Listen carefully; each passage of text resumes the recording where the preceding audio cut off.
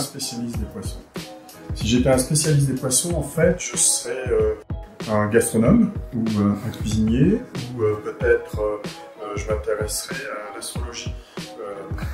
Bon, alors c'est peut-être un peu arrogant de le dire comme ça, mais en fait, maintenant, ce que je vais appeler les scientifiques ou la connaissance scientifique, les ichthyologues, donc les gens qui travaillent sur les poissons, ou les paléoichthyologues, les gens qui travaillent sur les poissons anciens, en fait, ne travaillent plus sur les poissons, mais ils travaillent sur une quantité de vertébrés qu'on avait appelés poissons avant, parce que c'était des animaux qui vivaient dans le milieu aqueux, qui avaient un corps fusiforme, et donc on avait mis plein d'animaux sous le terme de poissons, mais on s'est rendu compte en fait que c'était des groupes paraphylétiques, c'est-à-dire qu'ils n'étaient pas spécialement apparentés les uns les autres.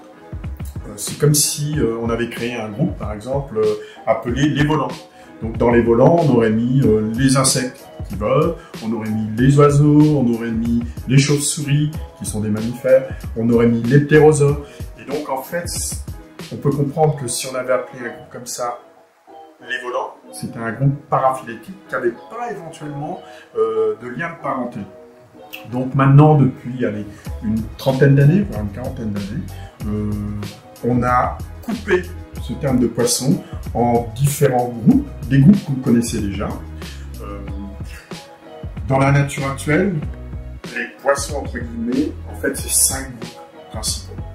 On a les myxines, qui sont des vertébrés au corps fusiforme, qui vivent dans des eaux assez froides, souvent profondes, qui n'ont pas de mâchoire. En France, on connaît les lamproies, qui sont un autre groupe, qui n'ont pas de mâchoire non plus, mais qui n'ont rien à voir avec les myxines. Et puis, on a aussi des vertébrés au corps fusiforme qui vivent dans l'eau, qui sont les requins, les raies, les holocéphales, qui forment un groupe qu'on appelle les poissons cartilagineux, mais un cartilage très spécial. Et puis, on a aussi les actinoptérygiens, donc les poissons à nageoires rayonnées. Et on a aussi des sarcoptérygiens basaux, comme les célacantes et les dipneustes. Alors pourquoi ce groupe de poissons est paraphylétique?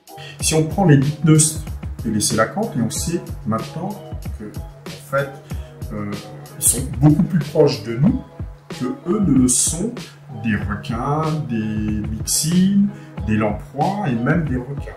Donc en fait, on comprend bien que si on est plus proche, nous, tétrapodes, des dipneustes, des célacantes, que les célacantes ne le sont des thons, c'est qu'on ne peut pas classer les célacantes dans les poissons et dans les sarcoptérygiens.